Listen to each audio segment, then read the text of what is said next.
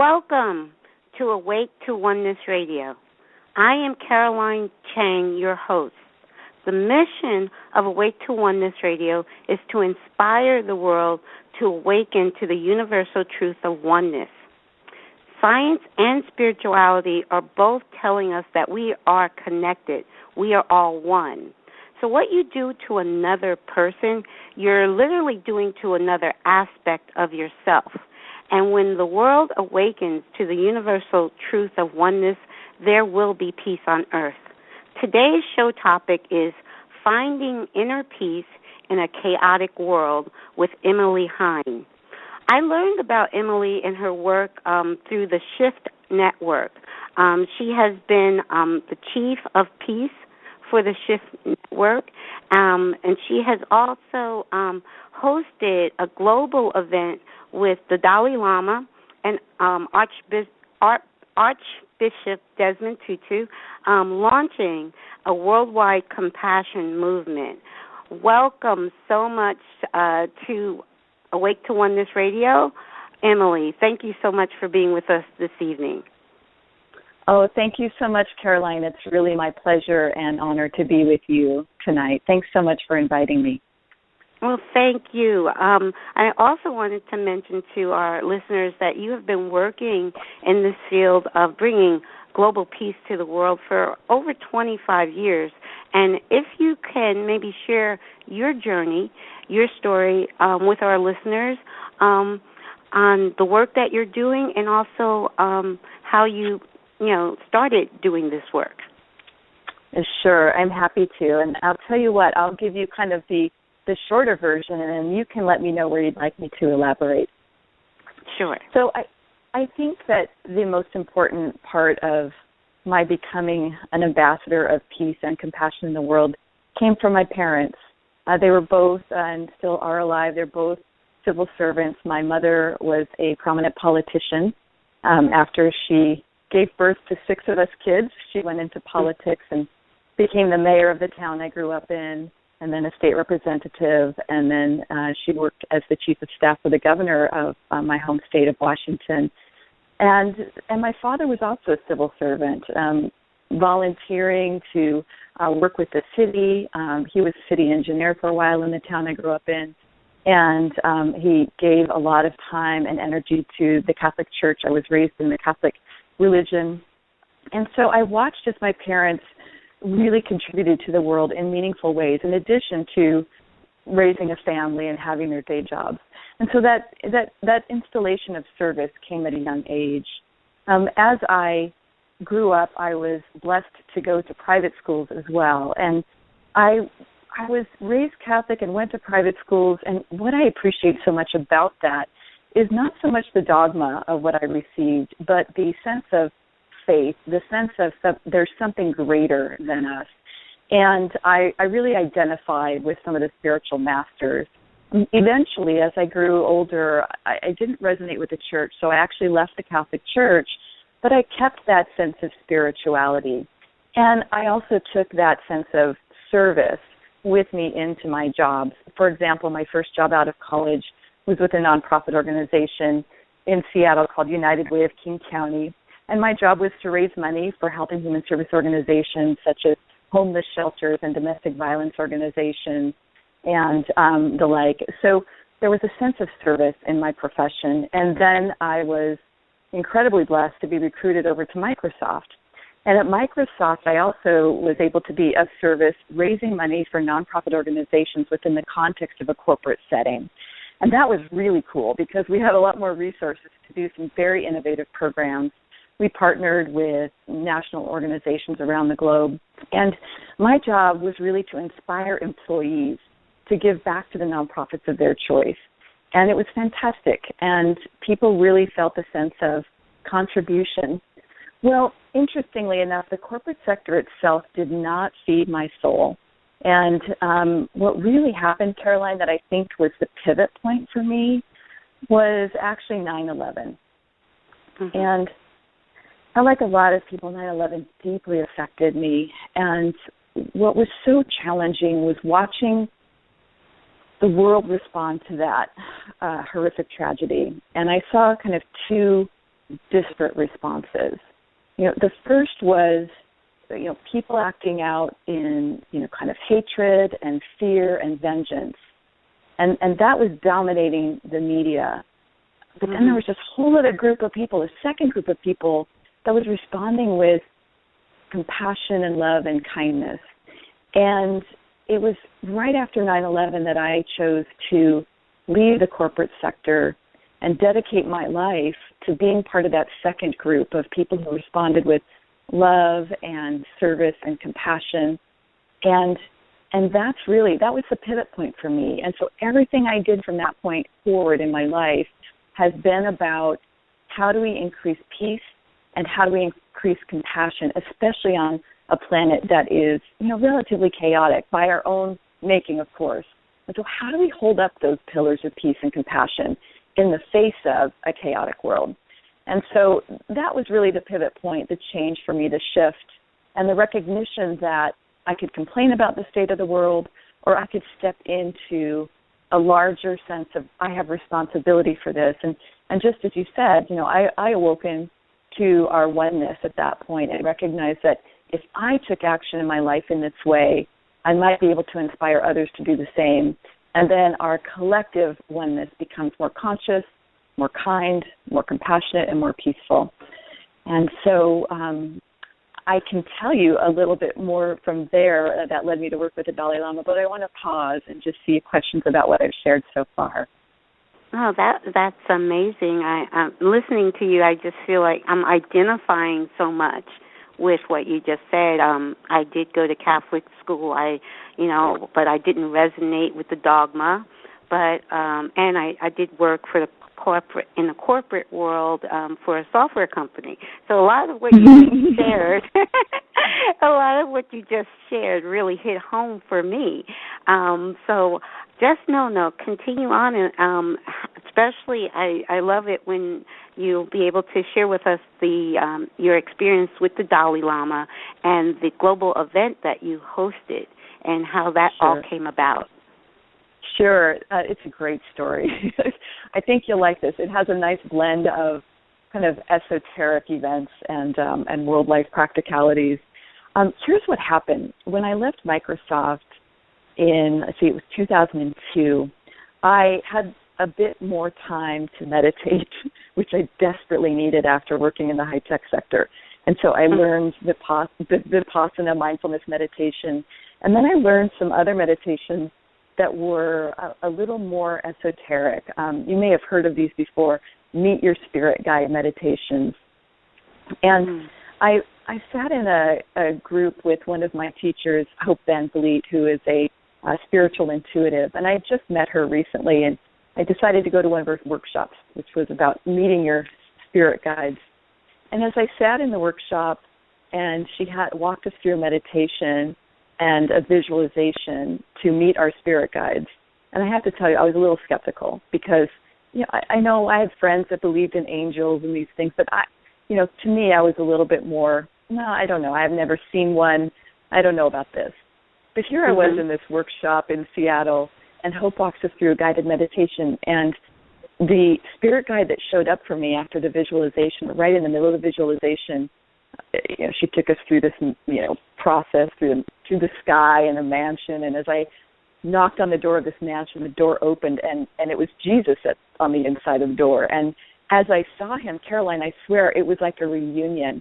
And I felt a visceral connection, and I felt him. Like I really sensed that he was present. And I thought, well, this is weird. I didn't really believe in this kind of thing. But the engagement that I had with him was so visceral, I couldn't not believe it. So that was the first time I had that meditation. And several times I kept going back to this place in meditation, and several times I had different teachers show up. Jesus was there, the Pope would show up, and then the Dalai Lama would start showing up, and I would literally have these educational sessions with them. They would teach me about, controlling my anger so that I could hear better. They would teach me that we're all one. In fact, I remember this one particular meditation that I think you'll really appreciate, where I was brought into this room, and on one side of me was Jesus, and on the other side of me was the Dalai Lama. Now, this is all happening in a meditative state. I don't make these kinds of things up. I don't think I'm that creative. But here we were. I was sitting on the couch between these two spiritual masters, and all of a sudden, all three of us turned to bright lights, just beams of light shooting straight up.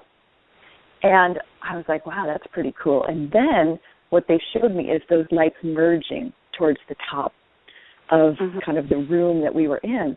And I got it at a visceral level. I got, we're all one. They were showing me we're all one.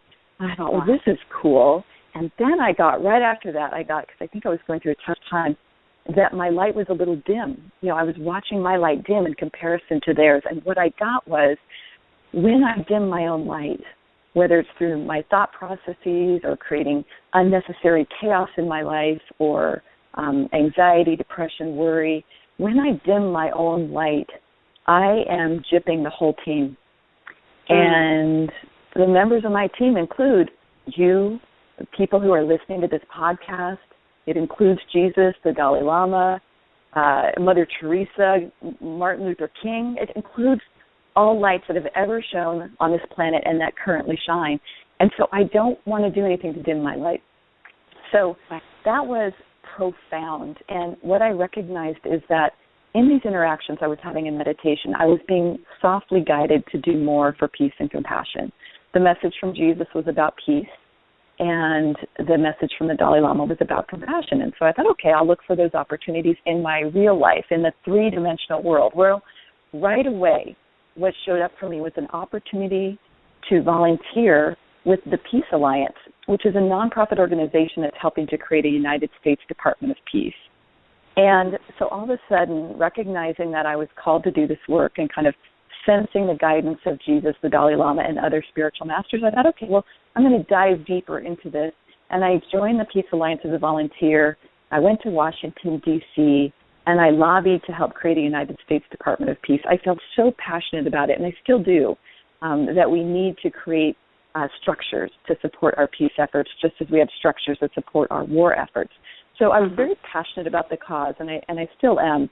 And I did that for a while, and then some crazy coincidences happened, but we know there's not really coincidences. I was called to do some work with went to a conference with the Points of Light Foundation, and at this time I was consulting back with Microsoft on volunteer programs, and I was helping some nonprofits in the local area with large capital campaigns and raising money for them.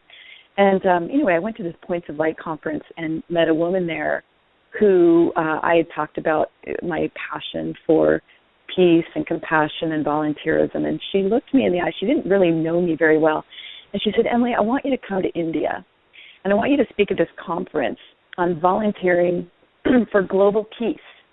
And I thought, well, that's interesting. Okay, why not? So I went to India, gave this presentation on 11/11 was the date, and I had an amazing experience there and felt very on path, right? I'd been traveled to India. I'd met with Points of Light. I'd worked in Washington, D.C. as a volunteer. I'm on point, right? And I thought, you know what? Here's something interesting. The Dalai Lama lives in India. Why don't I go see him? Because he's the only living spiritual master that was showing up in my meditations. And so I had this deep desire to see what it would be like to see him in person, right? And I have to tell you, before this time, I wasn't really following the teachings of the Dalai Lama, but I appreciated who he was. I knew of him, and I appreciated who he was. So I found my way up to McLeod Ganj, or Dharamsala, India, up in the Himalayas. And here's what's fascinating, Caroline. I didn't have any plans.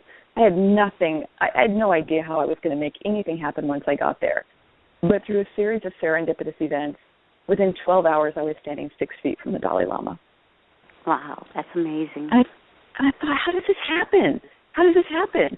And so I had, one of those moments where I literally sobbed. It was like, I imagine it's how a teenager felt when the Beatles were very popular and they were at a concert in front of them. It was that kind of feeling of just, oh my gosh, I cannot believe I'm here. I cannot believe I'm this close to this amazing spiritual master who I've seen in meditation but never seen in person. And here I am, standing 6 feet from him. And in that course of my time in India, I saw him again and was invited to participate in a puja ceremony with several other monks and nuns at his temple. And again, he passed by me, and there was this visceral connection and eye contact, and I thought, this is fascinating. I don't know why this is happening, but it's clearly there's a reason for it. And mind you, I had met people that lived in that same town of McLeod-Ganj who had spent 4 months or more in that town and never seen the Dalai Lama. And I was there 12 hours and had this uncanny access. Well, it gets more bizarre. About, I guess it was 6 months later, maybe not even that, because that was in 2006. No, that was in 2006. Yes, a few months later, in 2007, I received this random email from a girlfriend of mine named Sonia, who knew about my trip to see the Dalai Lama and to India. And the title of the email was, Emily, the Dalai Lama's calling. And I read the email, and she said, Emily, there's this great foundation. They're hosting an event in Seattle called Seeds of Compassion. They're bringing the Dalai Lama to town for 5 days, and I think you're supposed to work on this. Yes. Now, I had been interviewing with another foundation at the time and was just on the brink of accepting a position with them. And this just stopped me in my tracks. And I thought, absolutely, I have to do this. There's no question. You know, Caroline, it's very rare. At that point in my life, it was very rare, where my spiritual, my personal, my professional lives all came together, and I had to follow the thread, even if I didn't know where it was going to take me. So I went and I interviewed with this organization called Seeds of Compassion, and within 24 hours, they offered me the position as their one of their senior directors on the project. I was one of 5 executive team members, and our job was to bring the Dalai Lama to Seattle for this event for 5 days the following spring, and we were highlighting the importance of compassion and the importance, and particularly, of teaching compassion at a young age. This is in coordination with social and emotional learning. We learned a lot about how a child's brain before the age of 5 is deeply, deeply influenced, and that is a great time to start to teach these compassion practices and formulate a compassion brain, if you will, for children. So we hosted this. We went to town getting ready to host this event, and in about 9 short months, we had raised about $9 million, half in cash, half in kind. We wanted the events to be free. That was important for all of us. In many Dalai Lama events, oftentimes there can be times when it's not accessible to some. So we raised the money in order to invite children in particular to come and attend the events for free, children and their parents. And we had these events for 5 days. One whole day was devoted to kids, and the Dalai Lama met with these 12,000 children in the Key Arena Stadium of Seattle. The next day we had 50,000 people in this ginormous football stadium, the Seahawks, where the Seahawks play, which incidentally my mother helped build.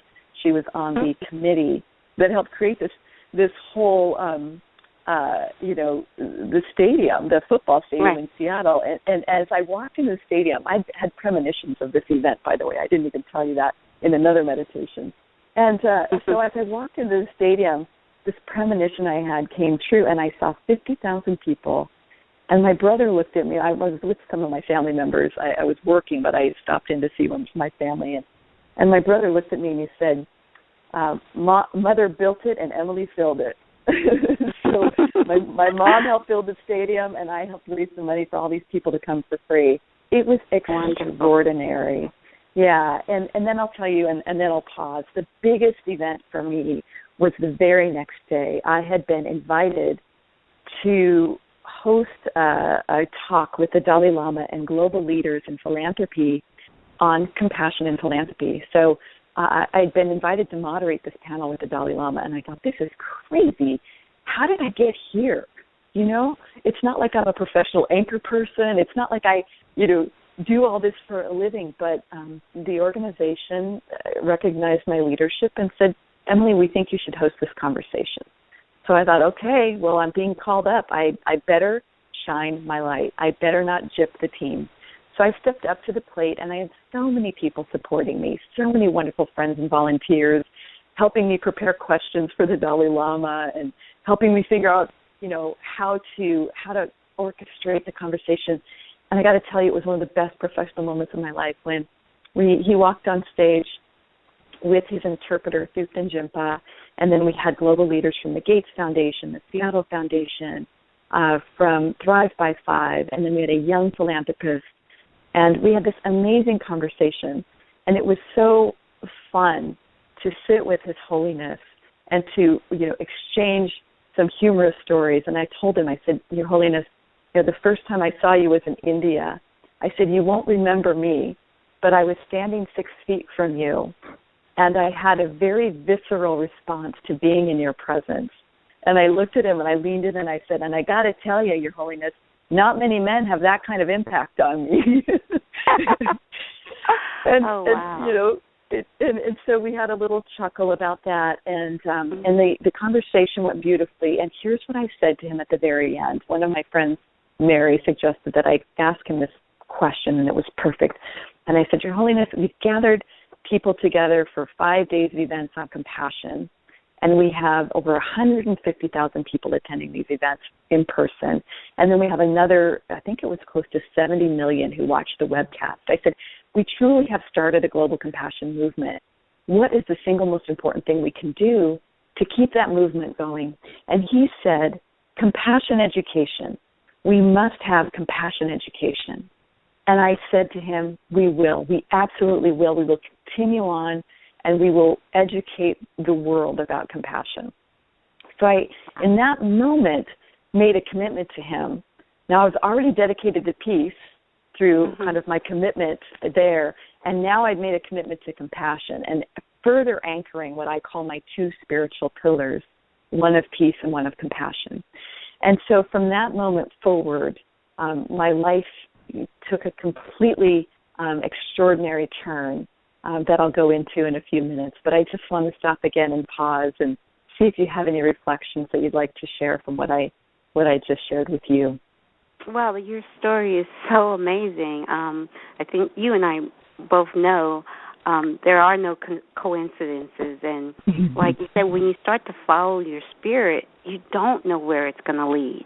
But it's always amazing.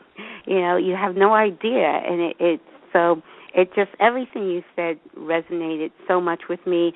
The whole idea of having this event in Seattle and having it free, having it open to the public and free, that is a big part of what my vision is for. I'm starting a nonprofit foundation in my son's honor, the Kyle Foundation. And Kyle stands for not just my son's name, but Keep Your Light Expanding. And my vision for the Kyle Foundation is to open a community center that will have seminars, workshops, everything free, nothing, where people can come. Everything, the whole center, the whole foundation will run on donations and grants, and people can come and see a lecture, hear a speaker, maybe even get to meet the Dalai Lama for free. So that resonates so much with me. It's but like you said, when you start to walk in your spirit, just following it, you have no idea how you're gonna. You have that vision, but you don't know how you're gonna get there. But when you follow spirit, you will get there. So that's so amazing. Thank you so much for sharing that amazing story with us. Of course, and it's my pleasure, and thank you so much for what you're doing with the Kyle Foundation. And, I read about your story, Caroline, and the extraordinary journey you went on with your son, and, how incredibly challenging that must have been for you. But as I read your story, what came shining through so beautifully was your courage, was your faith, was your commitment to keeping the light, shining. And so I just really appreciate that you are taking his memory and making it such a beautiful illustration of his light and your light, and that it will live on and on and on and on. So thank you for dedicating yourself in this very beautiful way, and then providing those tools for others for free. It's really priceless that you're doing this. Well, thank you. I feel it's so important for this information to reach the masses, and by just freely offering it is the best way to reach the masses. So that's just what's in my passion to do. So thank you so much. And what you're doing is such a you and so many others have paved the way. Oh, it's so wonderful. So well, I continue. can tell us more. Okay. All right. Well, now it gets interesting. Okay. So, as you said, living a spirit-led life, but you never really know exactly where you're going to be guided next. And I was guided to ultimately leave Seattle. The organization that I've been working with, Seeds of Compassion, had merged with some other organizations, and we'd had an anniversary event, and we brought in Karen Armstrong. Karen Armstrong is the founder of the Charter for Compassion, which I think if you don't know about this, or if your listeners don't know about it, it's an extraordinary resource. Karen won the TED Prize, the TED Talk Prize in 2008, and as a theologian, her mission was to bring together a universal expression of the Golden Rule, which is really the common denominator between all religions. And so she created the Charter for Compassion, which is essentially, do unto others as you would have done to you. It's about this same kind of oneness concept that you are so beautifully expressing through this program. And so through that, met Karen Armstrong, and we kind of relaunched some different initiatives in Seattle. But I felt it was time for me to move on. I felt that there was some other mission or some other way I was supposed to step into my leadership roles with peace and compassion. And it was in that time I was working on a book, and I went down to San Diego and to take a writing conference, and I met Stephen Dinan, the CEO of the Shift Network. And I just knew I was supposed to connect with him, and so I approached him, and anyway, we ended up having dinner. And long story short, he said, we need more female leaders on our team, and I'd love to invite you to come to Shift and participate with us. And so I essentially created my own role, and the role was the Chief of Peace. And I created the title because I know how powerful titles can be, especially in the corporate sector. You know this as well.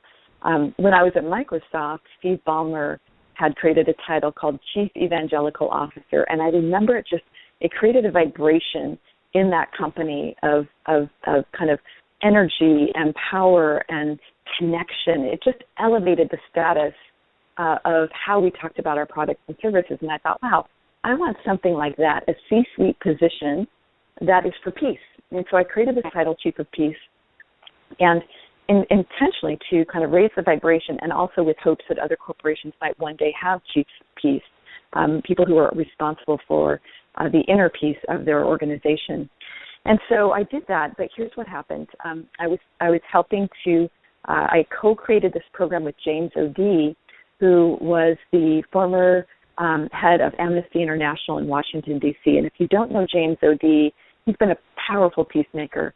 And he was our lead faculty member for a program called the Peace Ambassador Training Program. And so James and I kind of kicked off that program in 2010, 2011. And then I hired Philip, who you interviewed on your program. Philip Helmick is the director of Peace at Shift Network. And and we were doing some great work in peace. And then here's where my life took another crazy turn. 6 months after moving down from Seattle to Northern California, where the Shift Network offices are, I received a cancer diagnosis. And this was just, I got to tell you, very rarely have I done the why me question. This was like, really, God? I'm here to do good work on the planet. Why would you give me this one? I'm healthy, I eat well, I exercise. Why? And so but here's what was interesting is literally, I think it was about 2 hours after I got the phone call from my doctor's office, and it was on October 5th, 2011, the same day that Steve Jobs from Apple had passed away from his loss of cancer, and everything was up in the news about that. And so I got diagnosed that day. He died, and I got diagnosed. And this is relevant to the story because I'll tell you what happened. 2 hours later, I'm sitting in my car in this town of San Rafael, California, and I'm crying because I just can't believe this is happening. I was diagnosed with stage 2 uterine cancer. And so I'm sitting in my car crying like one might after a diagnosis like this. And this little old lady knocks on my window of my car.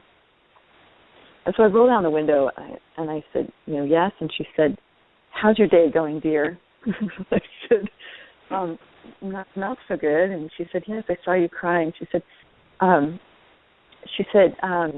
"What's going on?" And I said, "Well, I may have I'm getting a cancer diagnosis." And she kind of got excited. It was the strangest thing. And she said to me, oh, well, do you believe in God? And I said, yes. And she said, "Do you believe in Jesus?" And I kind of looked at her and I said, "Well, yes, he's been one of my guides for a while. And, he doesn't seem to be upset that I left the Catholic Church, so it seems to be working out." And she said, "Well, this is just Jesus giving you an opportunity to surrender. You haven't fully surrendered to God yet." And she said, that, and you need to drink kombucha tea. She said, it helps, this man created kombucha tea, helped his mother heal from breast cancer. And she said, "And I've been with Mother Teresa, and I'm going to give you a hug. Get out of the car, dear, and we're going to talk about this." And I looked at her, and I just thought, this is crazy. But I looked at her, and she's wearing this angel pin on her sweater, Caroline. And I'm thinking to myself, all these crazy things that have happened in my life, these signs and meditations, this is one of them. But it's in the form of this, silver-haired lady whose name, by the way, was Maria. and so I get out. She gives me a hug, and she says, "I have some kombucha tea in my car. Why don't we share some?" And so I'm like, "Of course you do." So she gets the kombucha tea, gets into my car. We're sitting there and sharing this tea, and I'm still in shock. And she said, she repeated again to me. She said, "This is an opportunity for you to further surrender." And she said, "Don't have surgery." She said, "You need to eat great organic food." She says, "You need to drink kombucha tea, and you need to surrender to God, and you'll be fine." Mm-hmm. And so I'm sitting there like, really? This is my prescription? Like, huh. And so anyway, long story short, I did meet with my surgeon. I did meet with a surgeon who recommended that I have my uterus removed and my fallopian tubes, and then I do radiation. And I no offense to the surgeon, but the answer was crystal clear in my body, absolutely not. And so I thought about this woman, Maria, and I thought this was my prescription from my guides, and it was my job to follow that prescription to the best of my ability. Now, here's what I believe. I believe that we are all made for miracles. We are. And it takes a huge collaboration with Spirit. We've got to do our part. We've got to do our 50%, as my friend Hope says, and then Spirit comes in for the remaining 50%. And so what I did is I seriously, pedal to the metal, researched everything I could on how people heal from cancer, and I found some very common denominators. And I'll just highlight a few. One was to detox your body. We carry around such a toxic load from the environment and foods and that kind of thing. And so to detox is one of the things we can do to reduce the toxic load so that our bodies can fight off cancer. Cutting out sugar, eating a raw vegan diet, alkalinizing the body, high doses of vitamin C, pancreatic enzymes. Many of these things can help us detox the body. So I did all that, and I went to a place called Optimum Health Institute, and I detoxed further there, wheatgrass shots, wheatgrass enemas, for goodness sakes. I did everything I could. And I also had a miracle healing, which I won't go into in this call unless you choose to ask me about it a little bit later. But I want to give you the high level, which is I did all that I could do. I had visitations from Jesus, Yogananda confirming my path. And I had a spiritual surgery happen with Jesus that I cannot explain any other way than it was an absolute miracle, and I had physical evidence that the surgery occurred, and then I went into meditation and I asked Jesus if he had done this miracle surgery, and he said absolutely, and he said, you need to continue to do your part, eat a raw vegan diet, get tested in a couple months, and you'll be fine. And by the way, that meditation was also on 11-11-11, which is a significant number. This 11-11 kept coming up throughout all of my spiritual journey and path. Anyway, so I did as he prescribed, and here's what's also interesting, Caroline. When I read your story, I was also in the hospital on Christmas of December 2011. Wow. And when I read your story about your son's hospitalization and yours, I thought, isn't this interesting?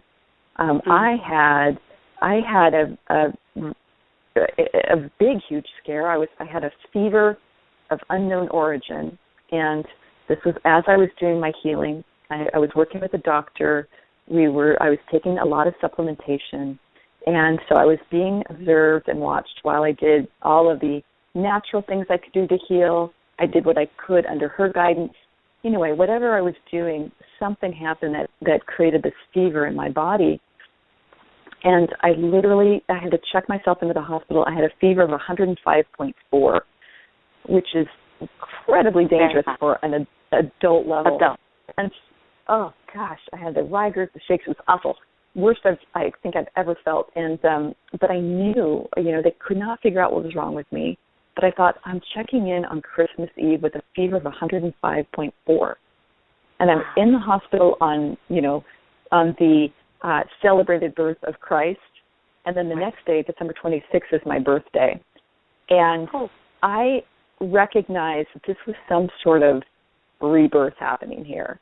And, it's not like I've done a lot of studies about that kind of thing, but intuitively, they could not figure out what was wrong with me, but intuitively I knew this was the rest of the cancer being, basically it fired out of my body. The fever was killing the rest of the virus, if that's what you want to call it, because they had no other explanation. So you're in the hospital, your son was in the hospital, I was in the hospital, and there was a huge awakening from that experience. And I got out 3 days later after Christmas, after my birthday. Fever went down, and then by then it had been close to a couple months, and so since that meditation with Jesus, so I went and I got tested again to see where I was with this uterine cancer. And so I was diagnosed in October of 2011. Now it's January of 2012. And I got the call from my doctor the week after my test. And she said, Emily, are you sitting down? And I said, yes. And she said, you have no cancer left. We can't find any evidence of it. Wow. Amazing. And I just fell to my knees. Honestly, Caroline, I thought, wow, this miracle just happened. I just was able to heal with the help of spirit from stage 2 cancer in 4 months without surgery, without radiation, without chemotherapy. This is a freaking miracle. And I know it's because I followed the signs that I was given, which took a tremendous amount of faith. And so, anyway, that's the cancer journey. And if I could share anything with anybody about that journey, it's 2 things. One is keep the faith. When we do our 50%, when we do our part to say, yes, I want to stay on the planet. Yes, I want to live. Yes, I want to be of service. When we do our 50%, Spirit comes in and does Spirit's 50%, which really is more like 98%, but we think it's 50%.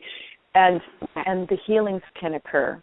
So that's one thing, is that keeping the faith, do your part, Spirit does Spirit's part, and we meet in the middle and we're healed and we can move on to be of service in the world. And the second part, which I think is resonant for you too, this is a message that my doctor who helped treat me for cancer said to me. She said, Emily, she said, your mess becomes your message. Yes. Your mess becomes your message. And I thought, isn't that the truth?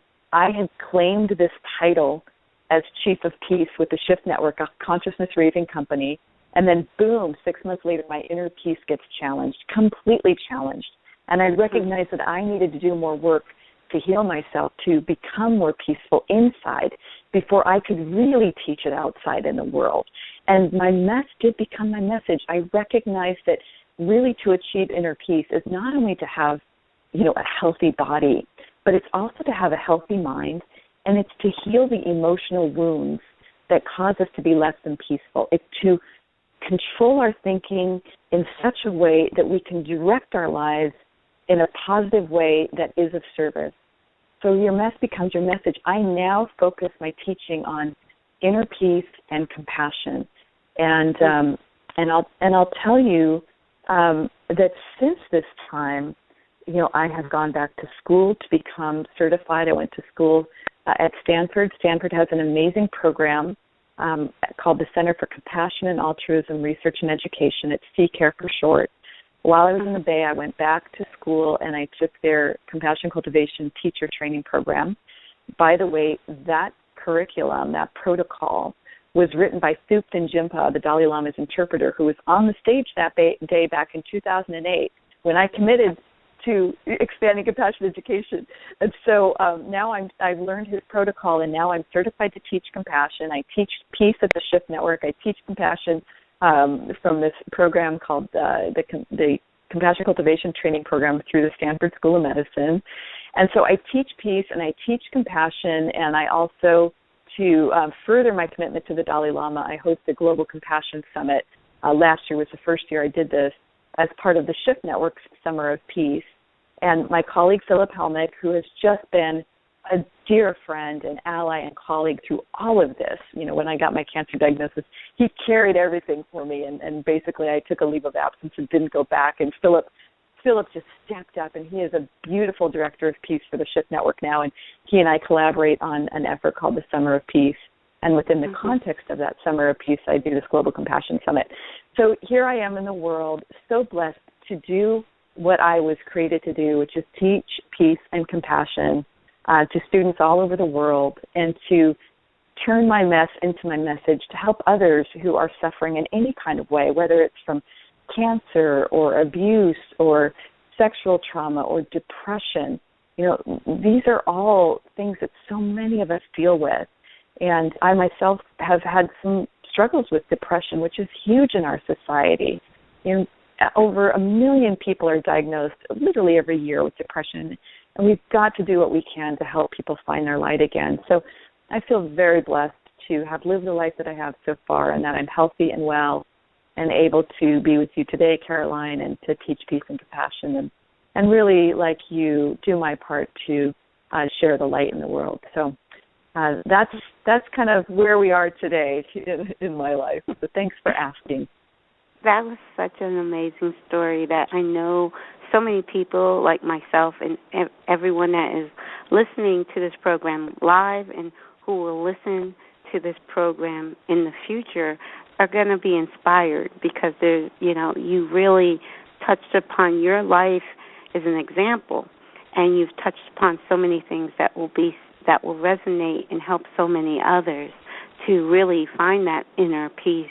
Like you say, that inner peace, and starting at a young age, that whole answer that the Dalai Lama gave you about teaching compassion, starting to teach compassion at a younger age.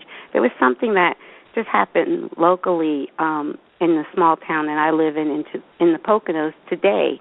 A young man, 18 years old, was arrested in the high school with a loaded gun. And there was a lot of chatter on the news blogs about it. So I just piped in that, this is kind of symptomatic of the society that we live in, that we're raising our children, our babies, on violence. I said, have you seen all the violence in cartoons? And I got, I kind of took a little heat.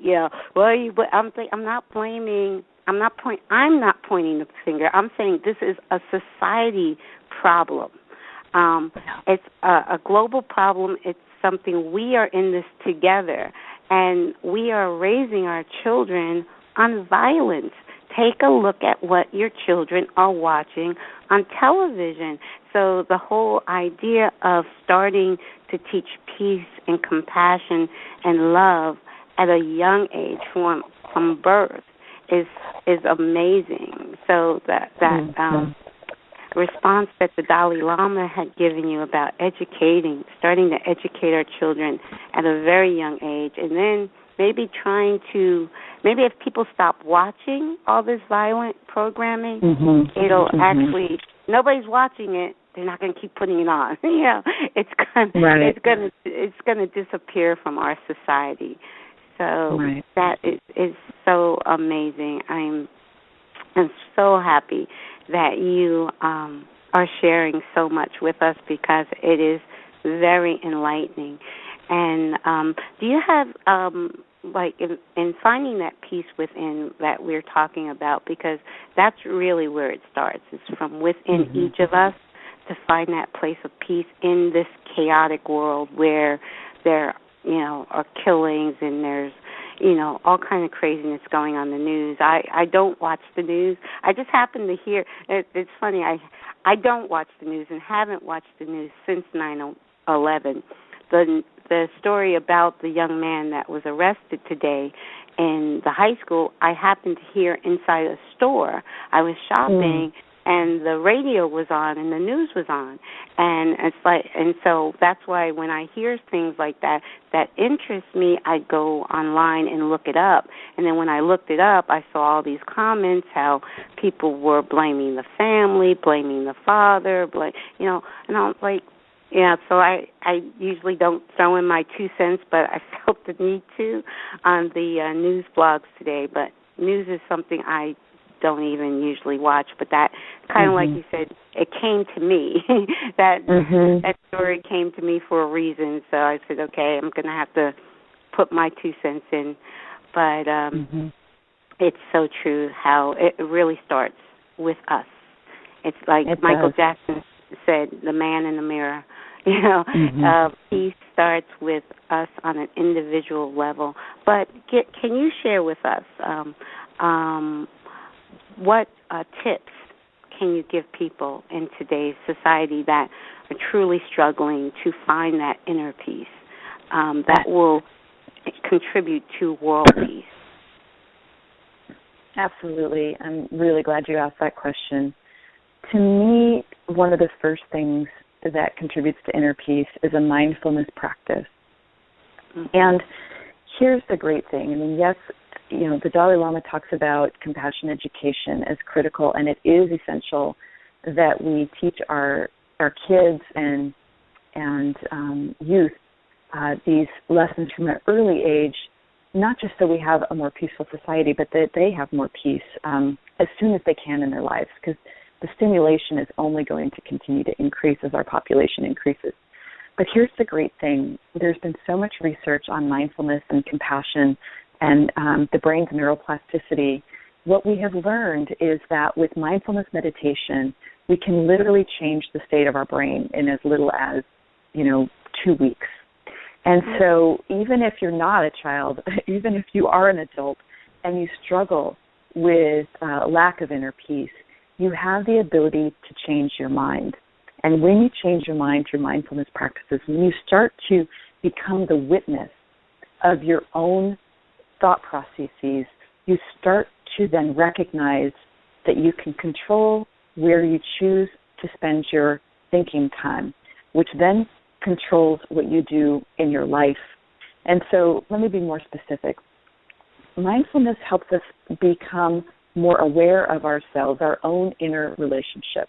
And so let's say that somebody's in a corporate world, for example, and they're busy all the time, and everything is so important.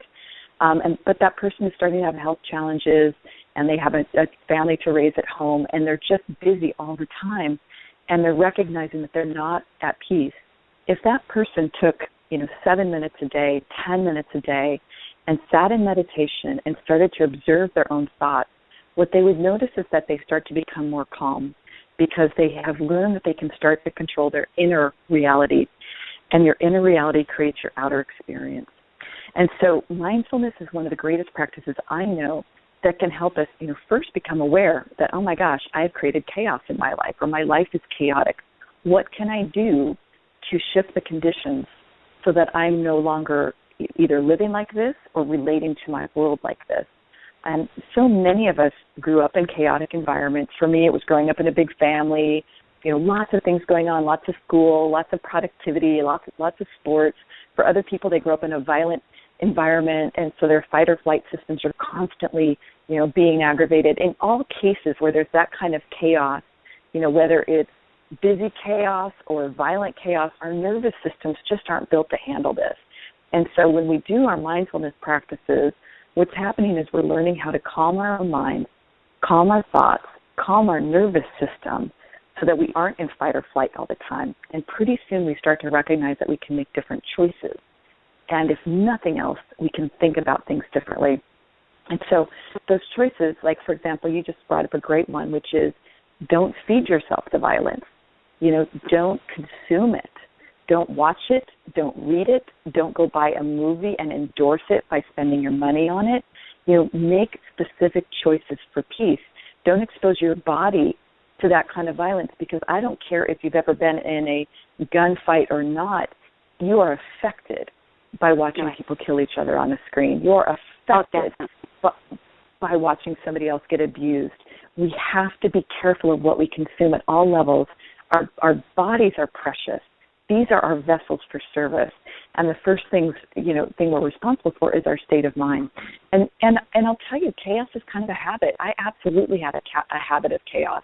I loved being busy. I loved having things to do. But now I'm recognizing, wow, when I'm chaotic, not only does it affect how I work, but it affects people around me, sometimes in very negative ways. And I've received immediate feedback about that. So I've had to really work hard to shift that habit. And what I really want to bring home to people is don't wait until you have a cancer diagnosis. Don't wait until the universe has to give you, a major hammer signal, through an experience in your body, through a pain, a back pain, a diagnosis, a car wreck. Don't wait to start your mindfulness now, and don't think that you can't do it. Everybody who I've ever taught meditation to has said to me, I can't control my brain. I'm always thinking. As if it's a badge of honor. It's not a badge of honor. It's a badge of dis-ease, quite frankly. And so it is our responsibility to learn practices such as mindfulness to create a more inner peaceful experience. Along those same veins, that same vein of inner peace, mindfulness includes not only, how often you sit in meditation to learn how to calm your brain and to calm your nervous system and to change your experience. You'll bring that through the rest of your life. You'll bring it to your work. It will start to impact people around you. My brother, type A, executive at UCSF, never really meditated until a few years ago, or maybe even a year ago. He had a series of life circumstances that were extraordinarily painful. And so I started to get him onto a program called Headspace. And as an executive, he really liked that program in particular. And now he said he's more calm. People who work for him say they experience him differently. They're really enjoying working with him more. Not that he wasn't enjoyable before, but just a little bit high-strung. And his life is shifting. And this has been true for many people. So the mindfulness elements, don't neglect that as a key base. And there are some wonderful meditation programs that can help you with that. The Insight Timer is a great free iPhone and Android app that you can use. And if you aren't used to meditating, you might start with guided meditations and then start to learn how to sit on your own and calm yourself. Another great program, if you can afford to do it, is Muse. And Muse is a meditation program that uses biofeedback to give you immediate responses on whether or not you are able to calm your mind. And it does so with immediate feedback in the form of sounds when you meditate. And it's a really beautiful program, Muse, M-U-S-E, Insight Timer, Headspace. And there's another program called Calm. There's so many free meditations online. There's no excuse not to meditate. So that's one thing. The second is really being aware of what you consume. And we talked about violence and the consumption of violence through media and reading and movies and things like that. You have control over how much of that you consume, or if you consume it at all. What you put into your body also matters. I have noticed that for me personally, caffeine and sugar are two major triggers for me. As they say, what goes up must come down. And sugar agitates our system. It's not healthy for us. Sugar actually feeds cancer. It is one of the most harmful things that we can put in our bodies, and it's incredibly addictive as cocaine. So the sooner you can get off of refined sugar, the better your body will be and more at peace your body will feel.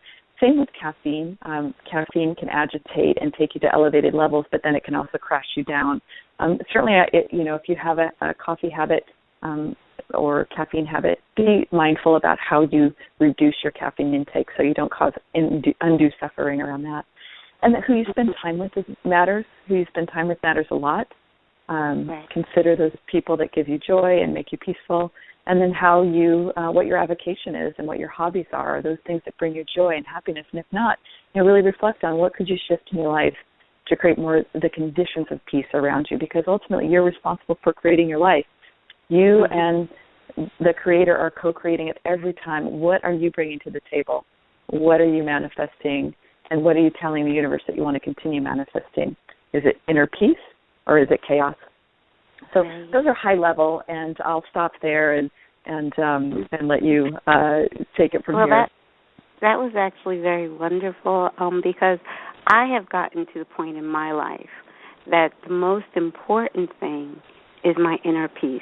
I wear 4 different hats, so there's always something to do. There's always work to do, but more important than any work that I'm doing, I understand that most important is my inner peace.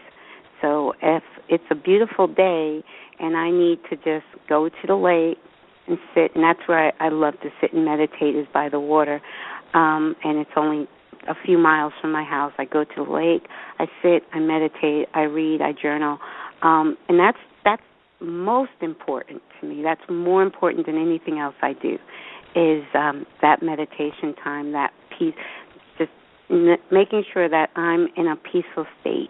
So whatever I'm doing is going to be inspired from that peaceful state of being. So right.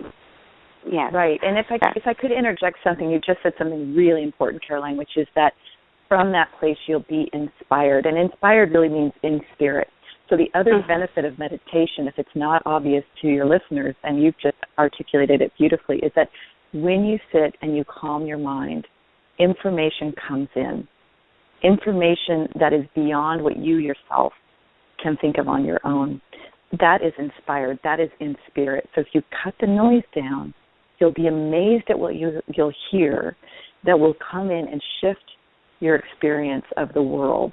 And you might get ideas just like I did in meditation from the Dalai Lama and Jesus that then manifest in your life. Never would I have had that guidance if I hadn't sat in meditation and received the messages that I was so profoundly downloaded. And my life would be completely different if I hadn't taken that time. So I'm sorry to interrupt you, but I think that is so important for people to hear. Yes, it is. It is, truly.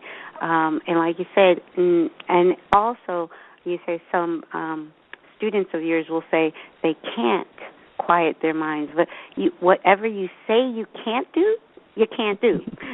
What you say you can do, you can do. So it's in your belief system too. So many people, I teach piano. One of the hats I wear is a piano teacher. I have students from the age of 4 to 16, and whenever I hear them say they can't, it's like, no, don't ever say you can't. You are putting up a mental block, and you're making that so by saying that you can't. So I say this to children. So this is something adults. I know I was taught this as a child. My aunt told me, don't ever say you can't, because if you say you can't, then you can't. So we are the creators of our reality, and we are the creators of our limitations by believing that we can't do something. Absolutely. Well said. so true. I cannot believe that an hour has, it seems like we've been only talking for 10 minutes because it's, it is, honestly, I've resonated with everything you said, and we must stay in contact via email. And with the Kyle Foundation, I can learn a lot. So I am going to be in touch and picking your brain. Thank you so much, Emily. Thank you so much. I appreciate you so much taking your time and sharing so much wisdom with our listeners tonight. So we are actually past an hour, but I have it set now so Blog Talk Radio does not cut us off. Okay. Well, thank you so much, Emily. Was there any other thing you'd like to share with the audience before you leave? Really just deep gratitude for you, Caroline, for what you've created with Awake to Oneness Radio and for inviting me to be with you today. It's a pleasure to share with you. We learn from each other through our stories, and I just really want to bow down to you and thank you for using your time and energy in a way that brings more light to the world. Thank you so much, and thanks for inviting me today. And thank you. Same ditto to you. Thank you for sharing your light, shining your light, and paving the way for programs like this, especially in towards global peace and global oneness. Thank you so much. You have a wonderful weekend. Okay, thank you. You too. Thank you. Okay, bye-bye. Bye.